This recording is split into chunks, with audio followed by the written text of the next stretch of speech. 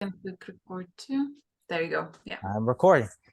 Okay, guys, we are live. Welcome. I have a special guest here, Julia, and yeah, so we're going to talk about astrology.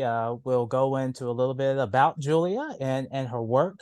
So Julia, feel free, to tell the viewers a little bit about yourself before we get into the interview.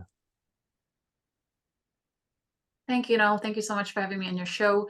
I will try to keep the story short. I've shared it on in several interviews, but I think the story got most interesting when I started facilitating quantum hypnosis regression sessions, Dolores Cannon's technique. I was facilitating these full time for over 7 years. And from day one, I asked my clients for their birth details because I was into astrology since my early teens.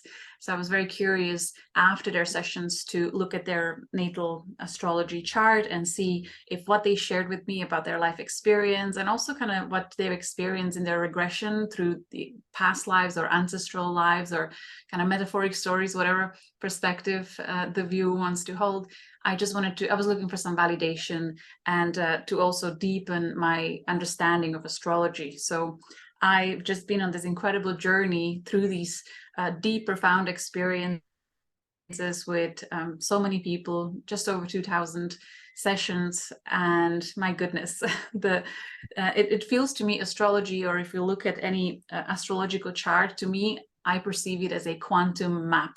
There are so many layers, I believe infinite. Once you understand one layer, the map opens and shifts and you go deeper and deeper and deeper. So it's for someone who is wired this way, it's very exciting and thrilling to continuously kind of peek behind the curtain of divine intelligence and see how amazing everything in this creation is. There is order in this seeming chaos, and I just find this journey really thrilling. Yeah. Awesome, fantastic, fantastic. So of course, you've mentioned you've done astrology work, of course, reading other people's charts and galactic astrology and fixed astrology.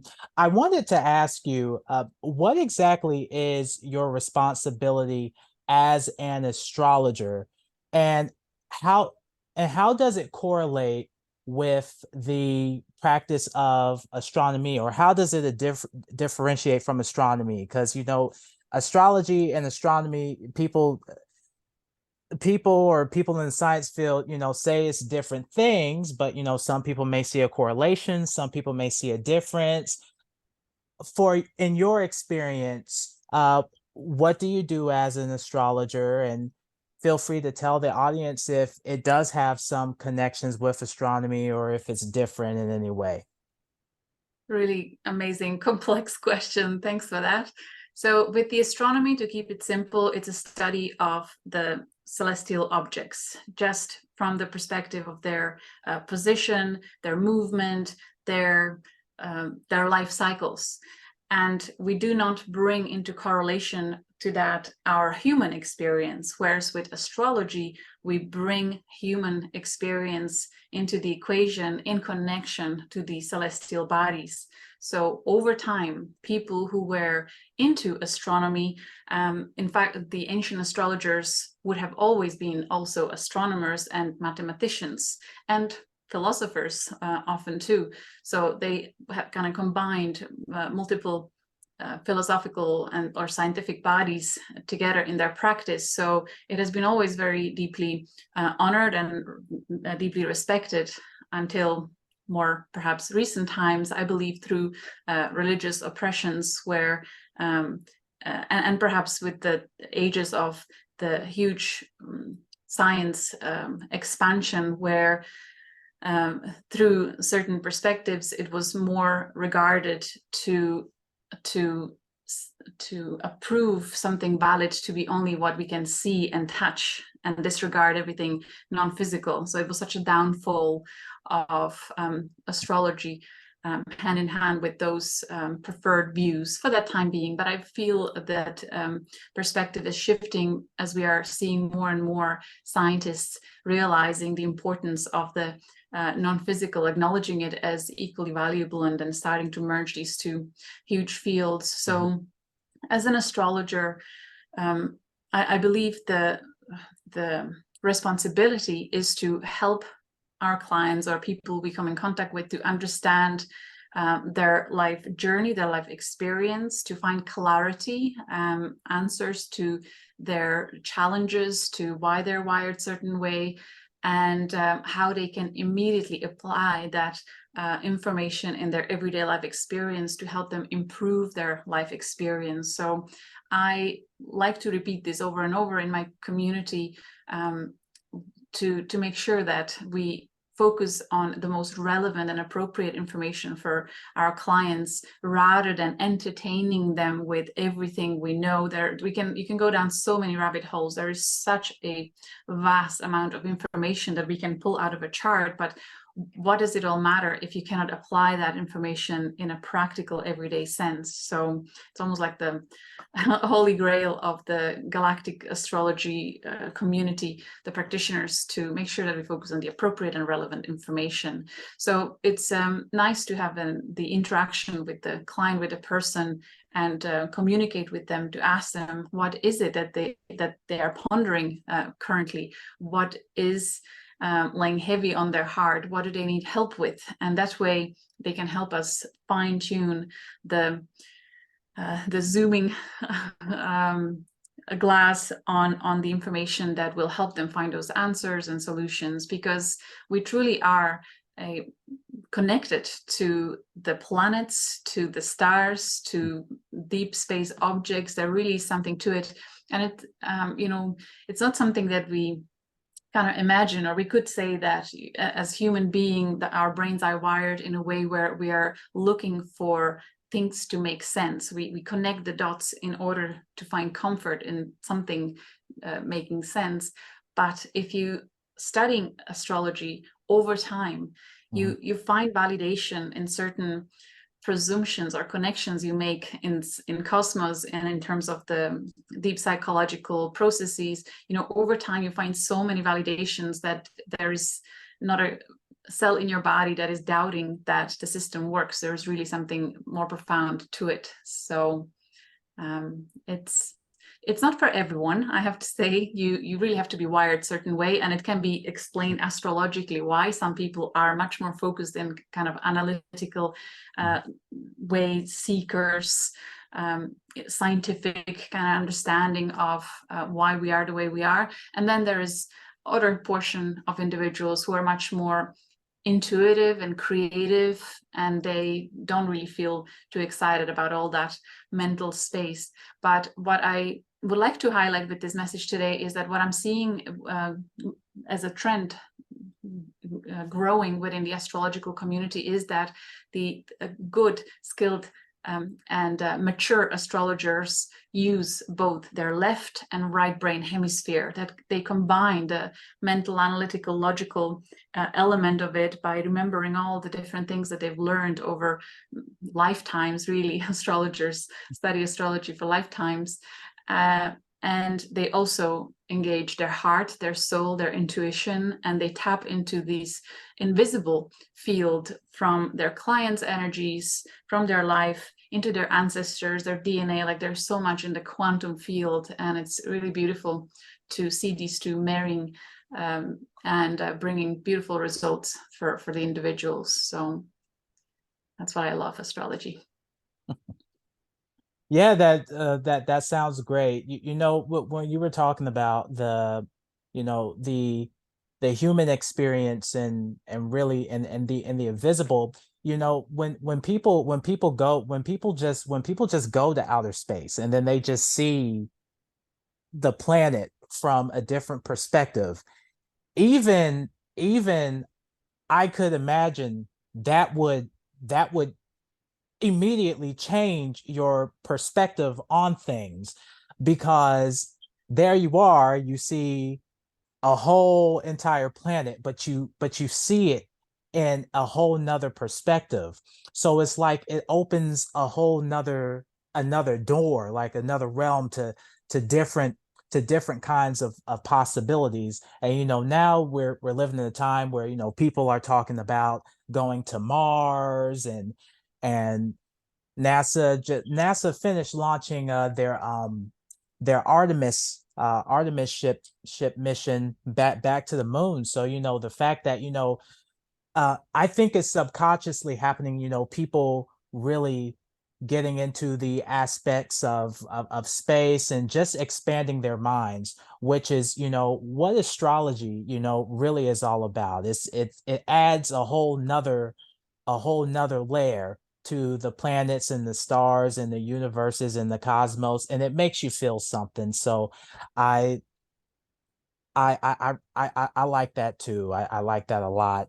The next question I wanted to ask you, someone who may be in the field that is left brain, so say like a astronaut or a rocket engineer or a space operator, or to some extent an architect. I know architects have to draw, but they sort of have to use their logical side too. How could they bring astrology in to their practice to better their craft and better their field of work? Such a great pondering. First of all, they have to have that calling. There has to be a part of them that is naturally curious about exploring astrology in order to consciously leverage the cycles of celestial bodies. But if they don't have that calling, they're moving in alignment with the cycles of cosmos anyway. They're just doing it unconsciously. So that's one of the most perhaps important messages that I've learned over a long period of time in facilitating hypnotic regression sessions, is that even if we have no clue about astrology, it doesn't matter, because our heart, our soul is connected to all that is, and it is moved in relation to the cycles very perfectly. So even when astronomers discover something new, if we look at the astrology of the chart of the discovery, it is perfect. It just makes so much sense that that object was discovered on that day and by that person. Like they are just doing it unconsciously, but if they learned astrology, they can start participating consciously. That's the beauty of it. Does that answer your question? Yes, yes, for sure, absolutely, absolutely. So, guys, if you're into, oh, you want to say something? Yeah, before I just want to go back to the previous comments you've made, because you brought up such a valid point about different perspectives. How does astrology change when we move, when we travel to another planet or moon in our solar system? Well, it changes dramatically. And what we're looking at here, even if we consider Western versus Indian astrology, God, tropical and God, I mean, sidereal was the word I yes. was looking for. There are two different concepts, and the astronomers would disregard astrology because it doesn't necessarily, Western astrology or zodiac doesn't match what we see reflected on the night sky. So I just want to bring this point of the importance of a perspective that we hold as Western astrologers that brings into consideration the equinox and solstice and our perspective on what, as we observe the nature's cycles, what happens. So with Western astrology, I find it is really great tool for helping us understand our everyday experiences. I find with people who are on their kind of ascension journey or self-discovery, self-mastery journey for a long period of time, and they get to a point of kind of integrating all different perspectives and come to their center, feel at peace, acceptance, really going with the flow of life, experiencing a lot of synchronicities, they seem to then be guided to look at heliocentric astrology. So instead of looking at everything from Earth's perspective and in connection to Earth, they start looking at their charts from the position of the sun. And then there's a whole new layer of astrological information, whereas it feels more archetypal, more soul level based. So as I said, it's quantum like. You can receive a download of information at any point of your journey, and through law of synchronicity, I suppose, frequency, attraction, you will be able to get information that you need right here, right now, no matter where you are on your journey. So I feel it will continuously be evolving with the collective. Yeah, absolutely. It's it's a lot of stars, galaxies, black holes, and things out there that we haven't even discovered yet. So it's like, yeah, like you were saying, even from within our solar system, you could go to, like Uranus or something. Like it's gonna be different. Every planet is going to be different. Every star is going to be different. I mean, even the star systems are different. We live in a single star system, but you'll go to somewhere like Sirius. It has 3 stars, uh, multiple planets, different life forms. The stars are going to be aligned differently. So yeah, most definitely, it opens a whole nother realm, a whole nother world, and that's what I just love about it. Uh, so the next question I want to ask you has something to do with the zodiac.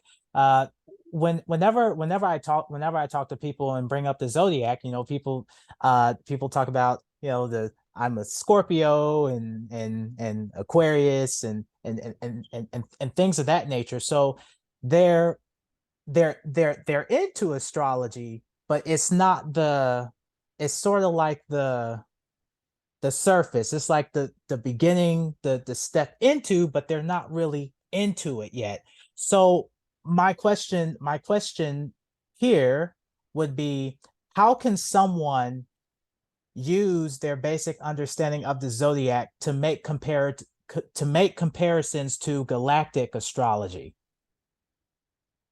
It's like starting a marathon journey. You acknowledge that you're at the beginning, and then suddenly you want to be 3/4 into the marathon journey. If you compare the two, I think it's important for everyone to acknowledge where they're at and start where they're at, and don't compare themselves or let themselves be overwhelmed by how much there is to learn, because it really is not about arriving to a certain point and say, okay, now I know it all and now I understand it.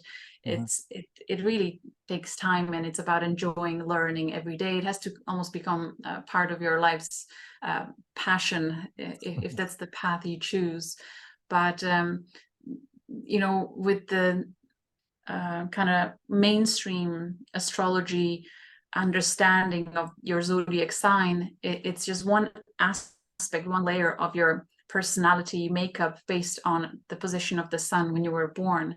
But then there are other planets, and we can go even deeper and look at the stars, which zodiac sign are certain stars are in, or are there black holes that where were they when you were born, or how are things aspecting each other. There's just deeper and deeper layer to bring additional clarity and validation and solution and epiphanies to who you really are, why you are this way, and how can you leverage your greatest qualities and gifts, or how can you understand some of the challenges that are happening to you and when they're happening to you. It can be very empowering, especially for someone going through difficult time, where they feel like they are so disempowered in everything that's happening to them, even internally. But if they at that time seek astrologer who's trained and skilled and mature enough to guide them through that process, the level of clarity and kind of relief and understanding of, okay, this is a cycle, it takes this long, and this is the meaning of it, this is what I can really learn from it, that these are the blessings in disguise, and I am going to be able to move through it in a much more empowered and conscious way. Like, from that perspective, astrology in terms of helping people go through difficult time, it's invaluable. It's really incredible. Yeah. Yeah. So I think it's a matter of a person having a desire to learn more about themselves, really becoming a seeker of knowledge, of truth, about who they are and why they are the way they are. Yeah, I remember when I got on that journey. This was earlier back. I had to be like, I think I was in high school at the time. I I was interested in who I was in my astrology. So I don't know how it happened, but I found out about natal charts, and I went to go to one of those calculators, and it says it needs your birthday and then it needs your time. And I said, "Oh man, I don't even know when I was born." So I went into the basement down in my parents' house, and I went through all of those boxes to find my birth certificate, and there I found it. It was worth it, by the way. And then I just get a whole page of just squares, trines, conjunctions, oppositions, semi-sextiles, quintiles, and I was like, oh my goodness. Like I didn't know all this existed. There were signs for your moon, Venus, Mars. There was an ascendant, your north node, your south node, your midheaven, and then like I said, you go to the aspects, and then you have the degrees, so the numbers mean something. So it's really a personalized chart of you, and then it just trickles on down from there, because like you said, the knowledge just keeps on going. So I encourage anybody, if you can, find out, what what time you were born. There are plenty of free natal chart calculators you can use Julia's galactic astrology calculator, but it is worth it. I would say find it, go for it, go get it. It will open up so many avenues for you. And speaking of avenues, I wanted to ask you, because we were talking about the zodiac. So of course people are familiar, with the 12, the 12 zodiac signs. Uh but those 12 zodiac signs are 12 of the many constellations we have in the night sky. So in galactic astrology, it focuses a little bit more on the stars and their positions. So what are the most common constellations people will come across in galactic astrology? Yeah, so as you said, we have 88 known constellations packed with stars and galaxies, including black holes and so on. The journey never ends. There's billions of stars. Yeah. But from the free calculator that we have created to help people kind of start paying attention to deep Mhm. space, we have hand-picked certain stars that we have seen being talked about quite a lot in the community of star seeds or light workers, spiritualists, whatever you want to call it. So kind of the most known stars like the Pleiades, Arcturus, Sirius, Orion.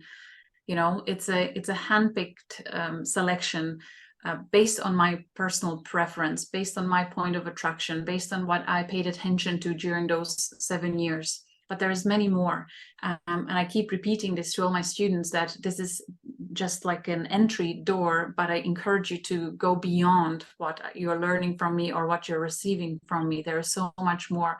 Let your individual curiosity guide you to what's most relevant for you, because once you get on this journey, the magical synchronicities and kind of your own divine Mhm. intelligence guiding you to what's most important to you, what really deeply resonates with your soul, will take you Mhm. there. So yeah, there's a selection, but there's so much more. A- Absolutely, absolutely, yeah. Because that's how, what's funny. Galactic astrology. That's how I got into the night sky. and learning where all the stars are. I would take my mom outside and I would go like, yeah, Ma, you know, that's Polaris. And then right over there, that's Arcturus, and that's in the constellation of Boots.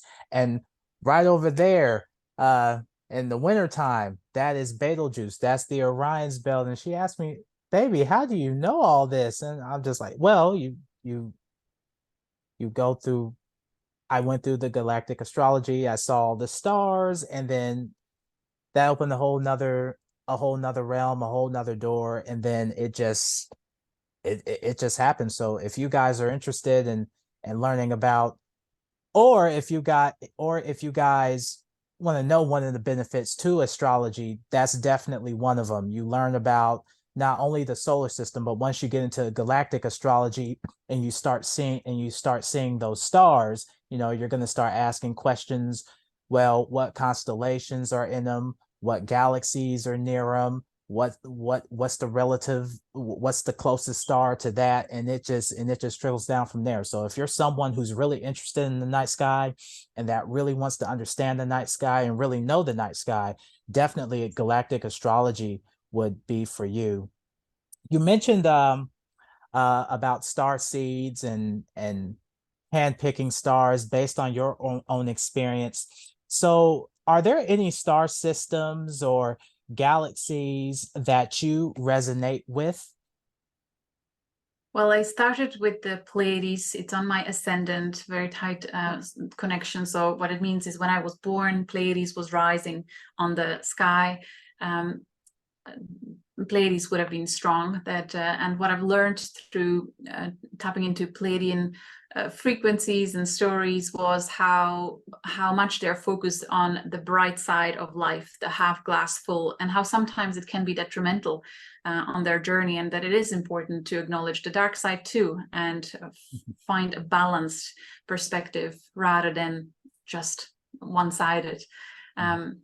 Then I have a strong connection with the Orion stars too. And throughout my teenage years, Orion was just popping everywhere, including people's windows. There was like this commercial going on for a year, one summer, where every household that was eating this chocolate called Orion, they had to put the Orion star Oh, in their window. So oh, it was very auspicious that way. was it good? So So with the Orion, I learned, or the guidance that I received from Orion was resourcefulness, bringing humor into even most difficult situations, finding a way out, no matter what, resilience.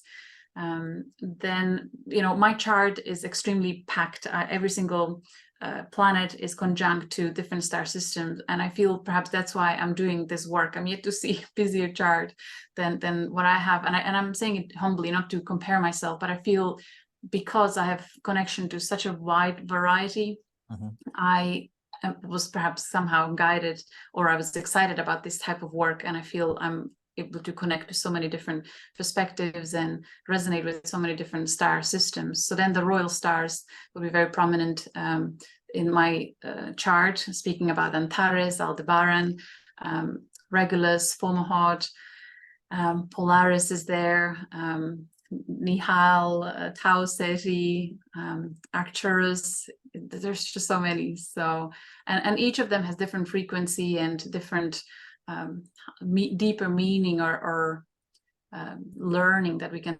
take from it, guidance that we can appreciate.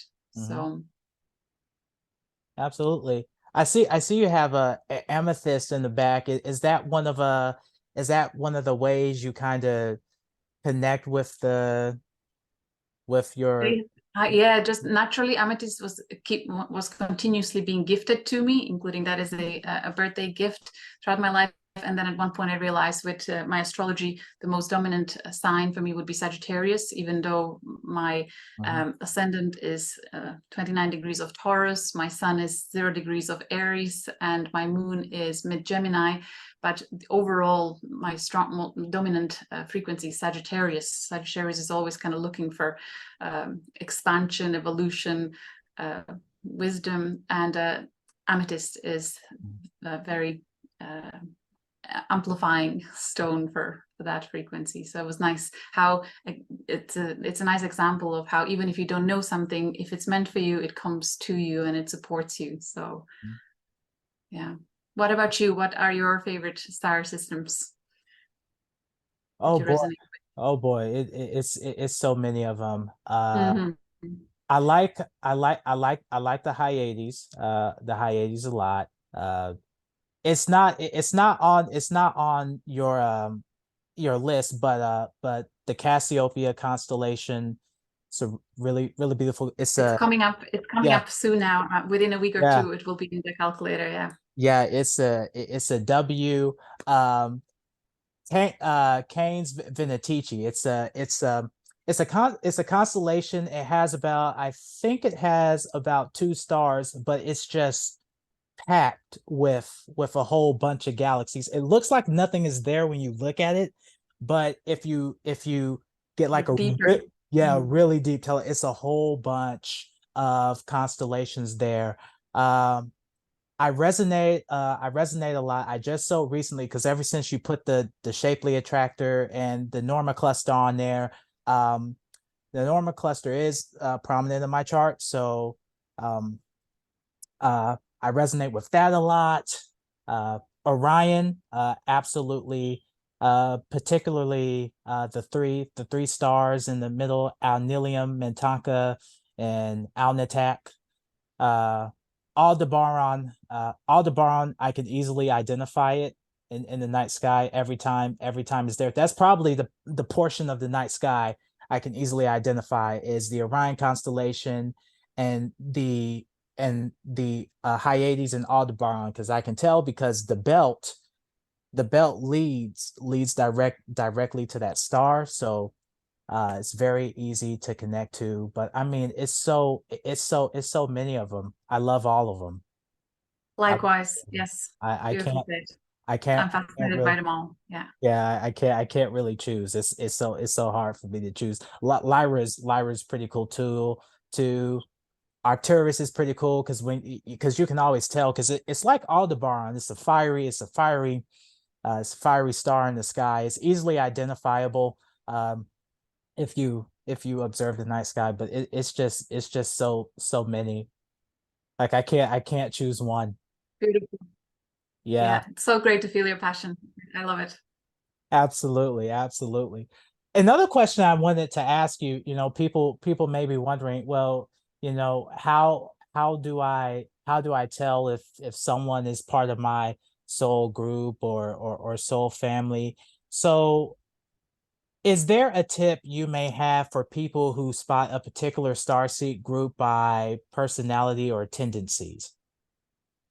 Yeah, and I feel so blessed for having the opportunity to sit with people for hours. The QHHT sessions, they last 4, even 6 hours. So you sit with a person, they really go into the most vulnerable places, their highs and lows, and then you also learn about their subconscious because you're guiding them through hypnotic experience where they are showing you the most relevant images and emotions that they experience. So I really life through the experience trained and honed my ability to feel different frequencies of different Mhm. emotions and kind of complexities of human personality and human soul.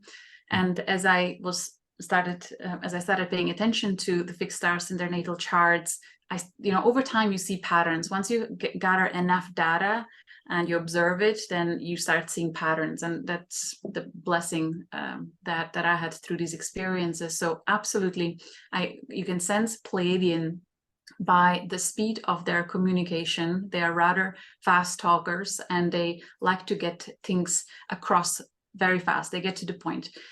Whereas Syrians are 3 times speed slower. They really take their time. They're much more grounded, and you can feel the wisdom of their being, and they take their time to bring an important point across. They don't mind that you are in a hurry as a Pleiadian. They will really take their time. So it's interesting to see that strong contrast between these two. With Orion star seeds, you can recognize them through their adaptability and how quickly they can just figure out a challenge. And even if it's difficult times they're going through, somehow they find a way to bring humor into it. Like that's really a skill of an Orion star seed. And being resourceful. Arcturians, you always feel them either through their compassionate side, and I was reflecting on that today, why the Arcturians come through two different ways. If they have a lot of Piscean energy in their chart, they really the Arcturian frequency of that gold Christ Buddha consciousness comes through the compassion and healing abilities that they develop quite intensely. And then if they have a lot of Virgo and more earthly signs, they go more down the scientific route. Arcturians, you can really see these two strongly with them. And yep, so there's many more. They all have their own perks that you can recognize over time. Have you started noticing these patterns with people? Yeah, but a lot of I've met a lot of people of from Beta Hadar.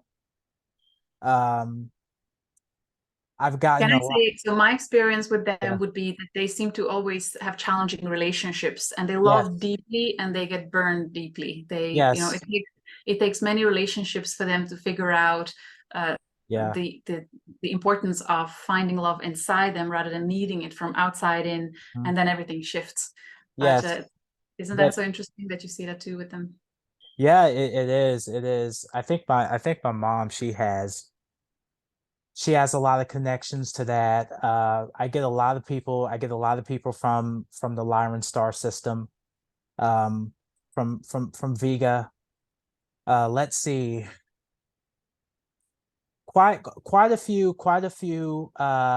people from Orion, but that's a whole Betelgeuse, Rigel, Alnitak, and basically the whole entire constellation in that star system. I've gotten a few Pleiadian like energies. Um, but yeah, those are the main ones. I experience a lot of people, Beta Darians, a lot of Lyrans, vegans, um, and hopefully I meet some people from Andromeda.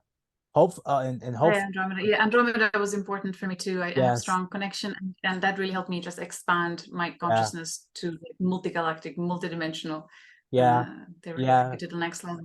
So part of your question was, how do you recognize if someone is part of your soul star family or not? You yes. compare the charts, and you will see it Mhm. even without understanding astrology. If you just look at the galactic astrology free report that you get from our website, galacticastrology.com, when you will see certain stars predominantly present in both persons' charts, that there will be a natural frequency resonance between them. And so if you have family with 3 members having similar stars, they get along really well. And then there's this black sheep that has different stars in their chart, that there'll be discord. But it's not as simple and black and white as I'm describing it. There are different aspects that can work well with each other or against each other, creating friction or enhanced connections. So Yeah, yeah, there's yeah. a I lot hope to it. I Yeah. really hope I really hope to meet more people with a lot of Norma cluster and shapely attractor type stuff because it really is it is a big part of my chart. I have it in my ascendant, it's in my Pluto, it's in A lot my of our, yeah, I'm sorry it's for interrupting. Go ahead. yeah, it's in my Jupiter.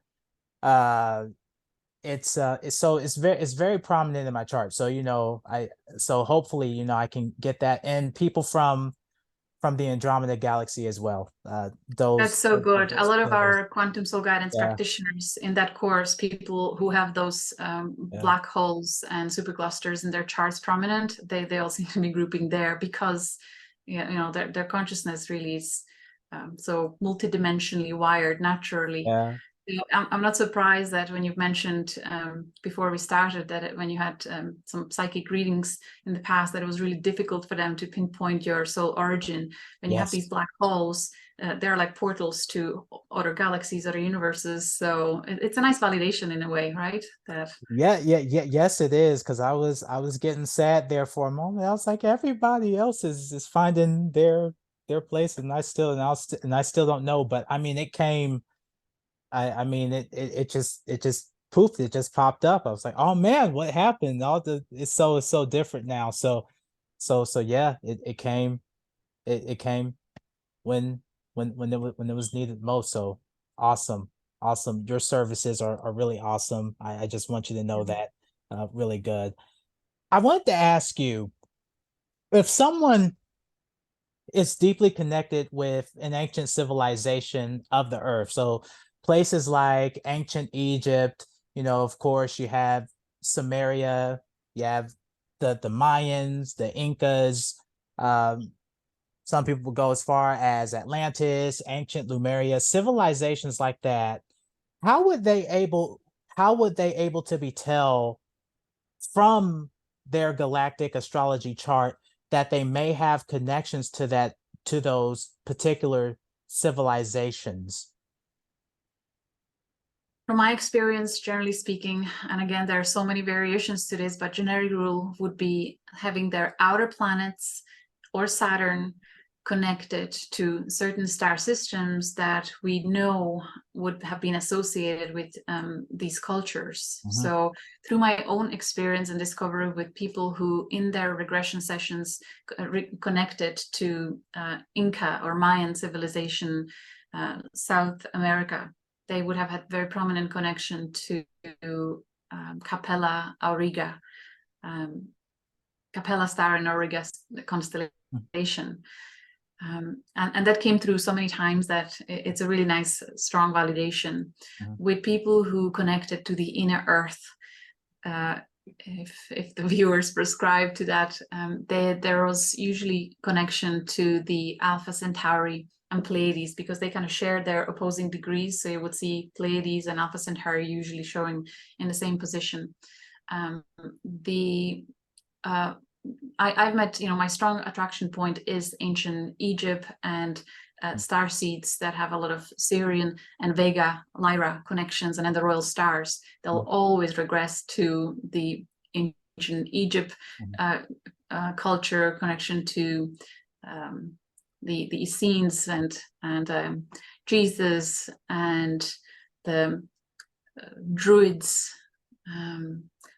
White witches, all that kind of hidden ancient wisdom within the last 2,000-3,000 years. So kind of Vega series connections.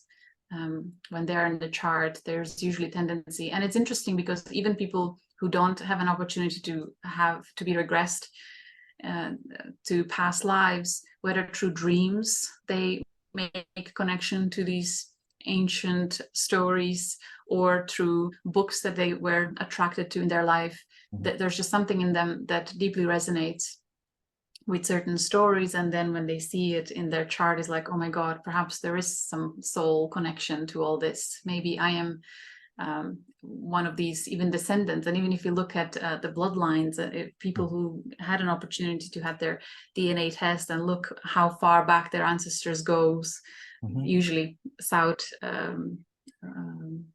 North Africa will be there. So or Black Sea connection will be there. So it's fascinating, and there's a lot more to it. That there, all the other cultures. Japanese clients, like if there's a strong connection to Pleiades, there seems to be also connection to ancient Japan, or these ancient dragon mythical stories. That would be connection to either Draco Tuban, Alpha Draconis star, or Etamin. But this ancient dragon connection seems to be coming through many other star systems too. But Tuban usually, or the Draco constellation, kind of stands out. So there's definitely something to it. And for me, listening to people's stories and then seeing the similarities, it's like you can make quite solid presumption based on many cases that kind of validate each other. So I feel confident with that. Oh man, that's awesome. When you were talking about the Capella Auriga. origins, I was thinking of Elena's book. I forgot the name of it, but she has the book with the alien races in it, and the extraterrestrial species associated with the Mayans are the Ramai, and if you read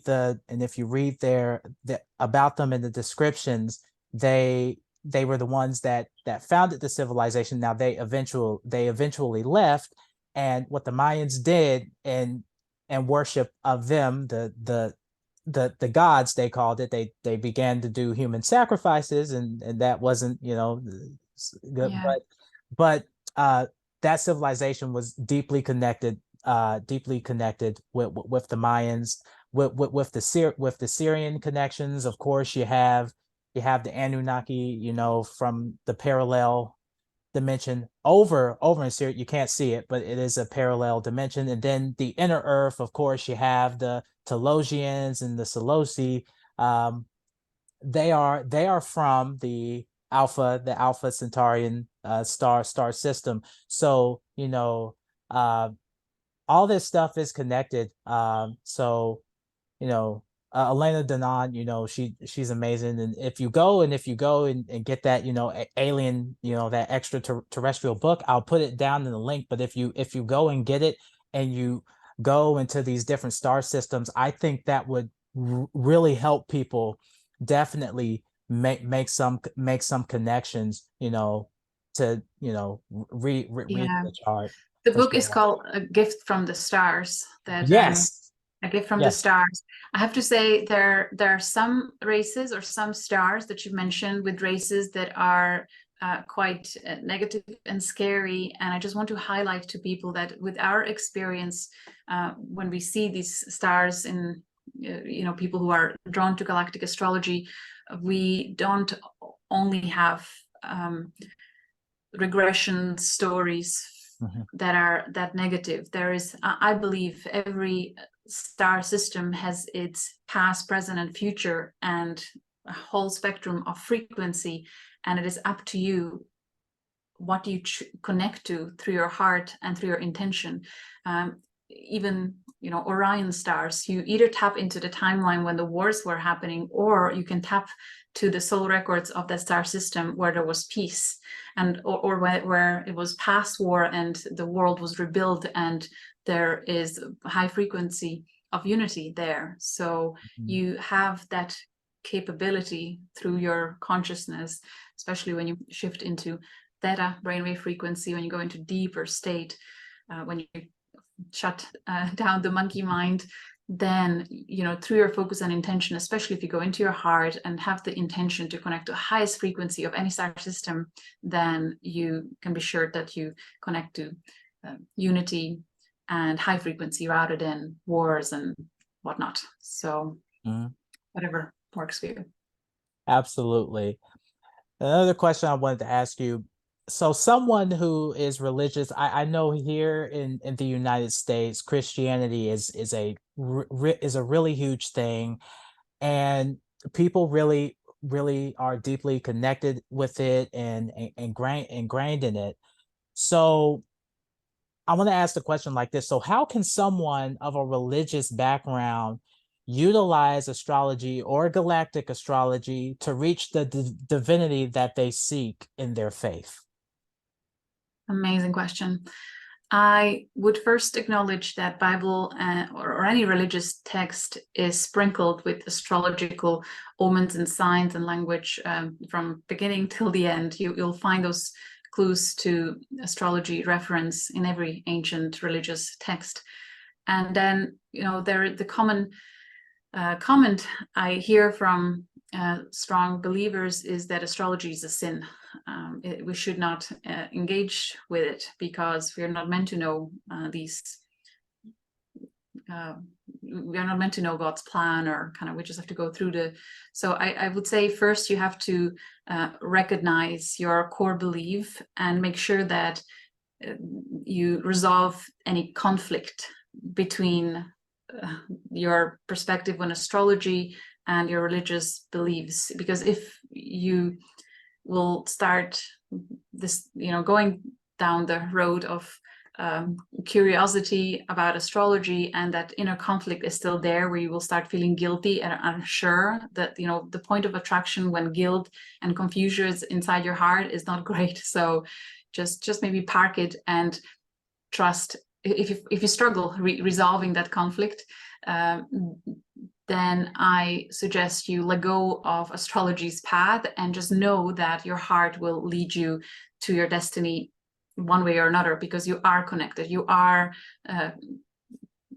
moving with the cycles of your natal chart, of your astrology. You cannot not do it. It's just going to be unconscious journey. But if you choose to realize that, okay, maybe some information was purposefully suppressed so that people can be easier controlled, or maybe to protect them from not misusing certain very powerful knowledge or wisdom, and then you take the liberty to seek the information that was suppressed and give yourself permission to explore additional information, then start where you are with what you have, whether through researching a plethora of online websites that offer amazing free information, or find a teacher that you really resonate with. If you feel excited about connecting with that person and learning from that person, then find their courses, their books. Just follow your excitement and you'll be safe. Does that answer the question? Absolutely, for sure. So if people wanna find you on social media, or a particular, I see you got it, at the bottom, but if you have a social media or something, would you like to, say what it is, or Yes, everything. Mine is under Galactic Astrology. So if you go to Instagram, you find me under that name. Facebook, Patreon, Twitter, everything is Galactic Astrology. Absolutely. Well, YouTube. it was absolutely nice to have you. Really great to have you. You've been a great interviewee. I can't really thank you enough. So that'll be all for today's episode. So we will see you guys next time. Make sure to tune in. Blessings. Bye. All right.